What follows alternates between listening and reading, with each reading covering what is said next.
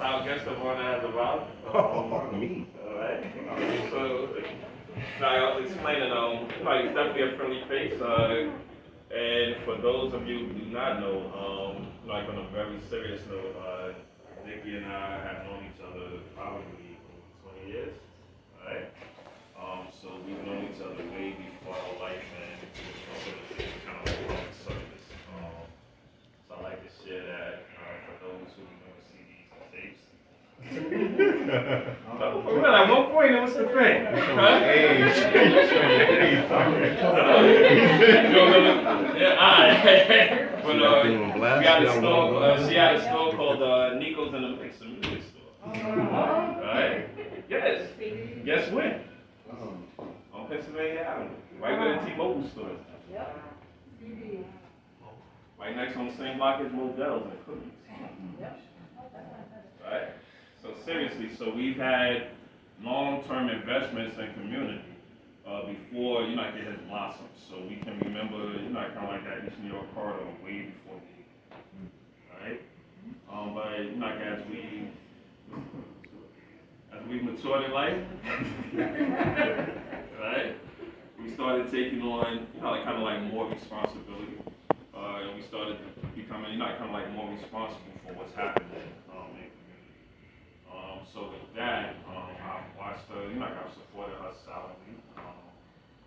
We understand that at the time, like that we're in right now, we're going through a change. So it's a new season. New leadership, is coming into the community. And I never encourage anyone to follow forward, right? So it's very intentional with regards to, kind of like who we invited, to participate in this conversation tonight. To just talk about, what your issues are and how your issues, can manifest. And we will support her in terms of execution, all right? So we're not here, just sharing, kind of like big ideas. It's really all about execution. And the work that we've done already, in a very modest and humble way, but to get some things done, all right? So many of you all know that my area of concentration is college access, workforce development. I do not believe in poverty. I feel like New York City has way too many resources for anybody. Right? So we believe in a path out of poverty.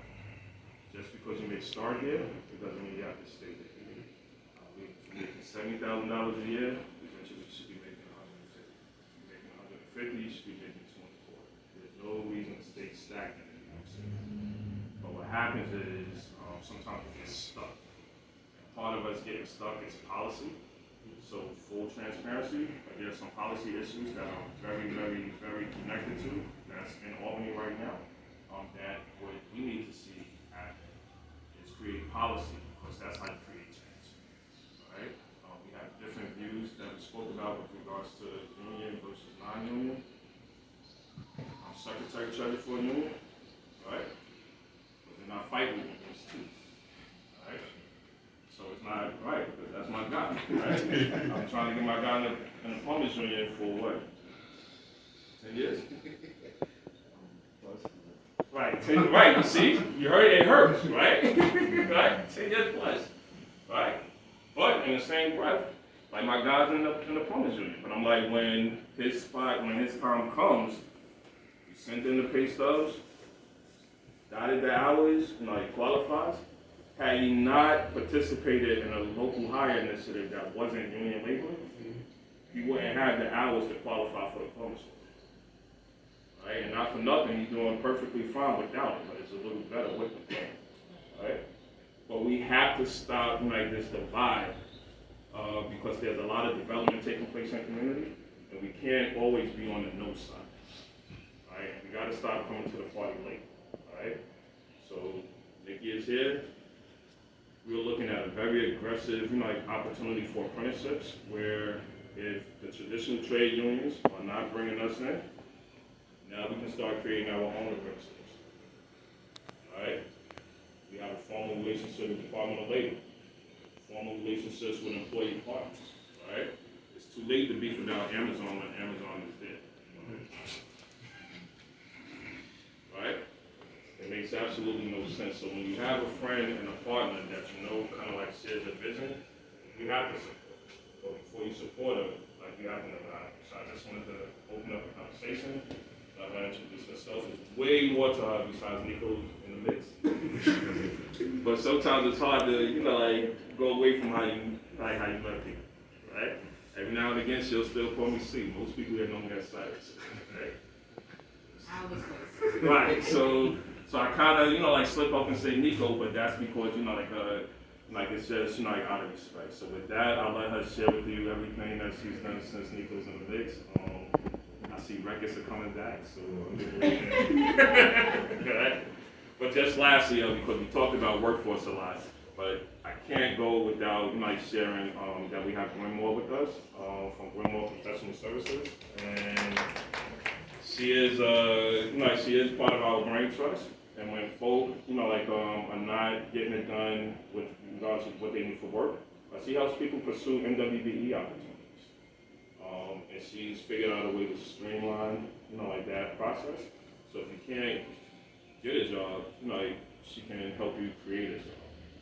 All right. So just wanted to share that before, we get started. All right. So.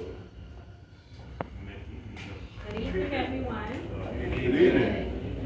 Look, I'm standing up here. I'm just as nervous as anybody else. So good evening, everyone. Good evening. All right.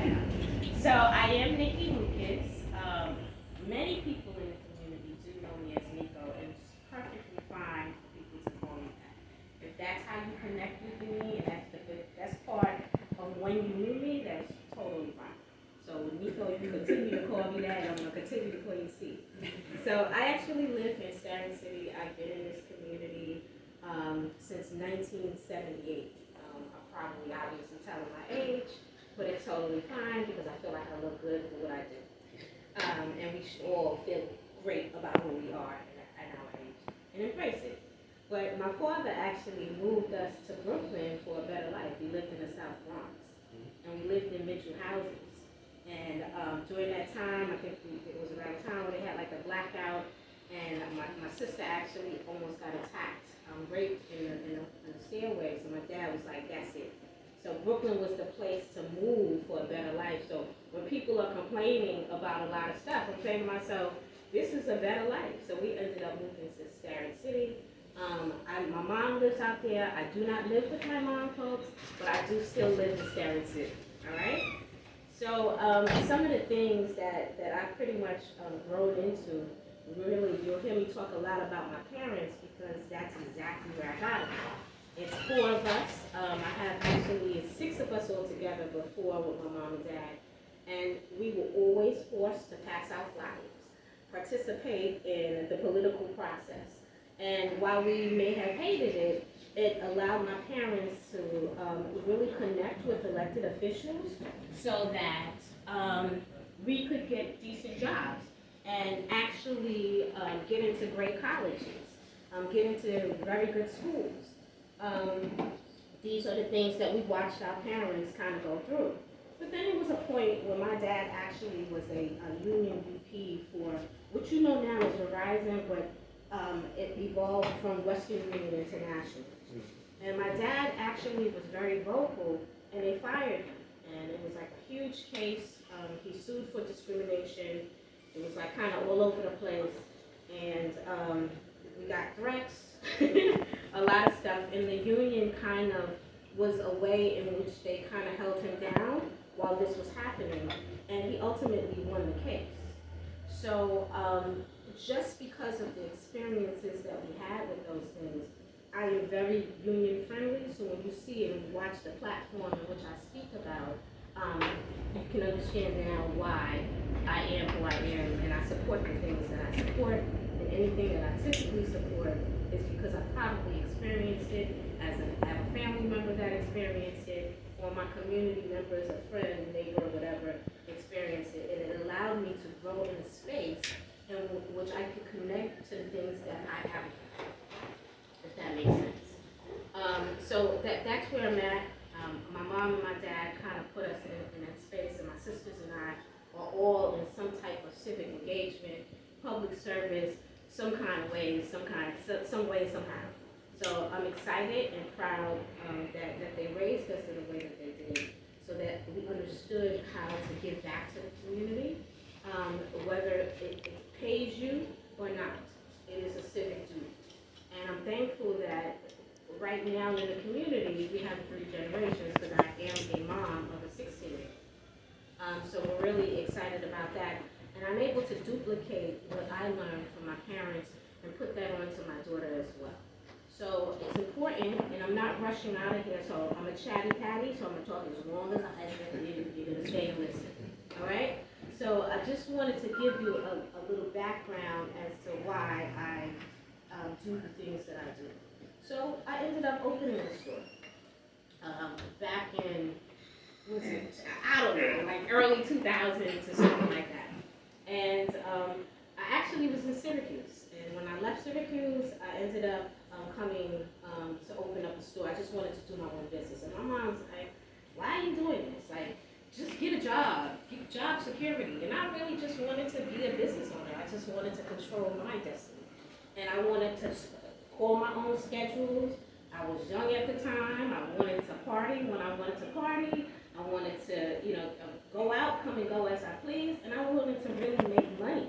And that's the pathway that I saw. And so I opened the store on Pennsylvania Avenue, and I opened the store with no business sense whatsoever. I just opened the store. I had a friend who had a record pool. I had a friend who who worked at Def Jam Records. How many of y'all remember Def Jam Records? Don't try to hide, y'all. I was up there listening to it like I was. So I had a friend that worked at Def Jam and managed some key artists, and they gave me material. And somebody else, how many people really remember On the Low from downtown, the mixtape store? All right, Tim, my go-to person.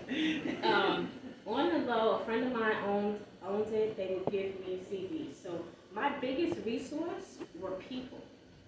I had no money when I started this. I was managing like a DJ. I was moving around to different stores, and it was Kenny Watt. I would give him ideas all the time, and he would say, like, you know what?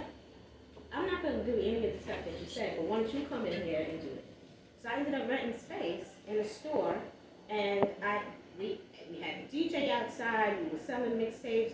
My friend who had the record pool gave me vinyl. My friend from Def Jam gave me CDs, and the On the Low gave me consignment mix CDs. So I had like a full-fledged store, and we were just doing it. But I grew it, and I didn't expect that, so I ended up finding my own location on Pennsylvania Avenue. And it was really supposed to be myself and 2 other partners, but they backed out of it because they had their own locations they wanted to do. And I was the only one that succeeded because it was a prime location. So that's how I realized location right there at the time. So then I did really well. I brought somebody in. I was hiring people in the community. At some point, the community even tried to set me up to steal my money. But I was connected to people in the community that they said no, right? And then at that point, we got raided. We got raided because of the mix CDs. We had official CDs, we had the mix CDs, and then we had like accessories and stuff. But I interfered with the businesses the bootleggers had. So when I came on the scene, I had like the real mix CDs from the actual DJs. So they were getting mad because people wouldn't buy their stuff anymore. So they actually called the FCC and raided my store. So once they raided my store, I had to actually pay for my worker got arrested, even though he had an outstanding warrant.